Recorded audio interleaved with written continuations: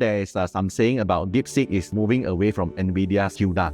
So by the way, CUDA is one of the AI software library that a lot of developers using it to develop AI engine.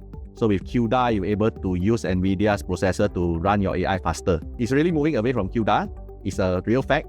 But they're using another method or another lower layer called PTX assembly, which is part of Nvidia's model as well, or Nvidia's tool as well.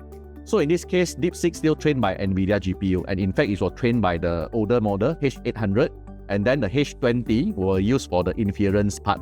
So you can say that DeepSeek overall still rely on Nvidia for now, unless they go and develop a new solution to train this DeepSeek model using other GPU, like for example Huawei GPU. But let's say you are using a very low level or lower assembly to develop your solution, for example PTX assembly. So in programming world, usually when you use a lower level assembly, it means that it's harder to move away from the same hardware set also.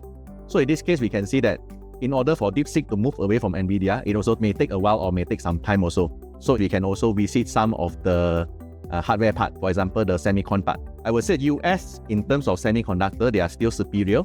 They're already in a sub 5 nanometer design in terms of fabrication. For example, TSMC and Intel, they already at 3 nanometer for mass production. But of course, R&D wise, they maybe go towards 1.5 nanometer already.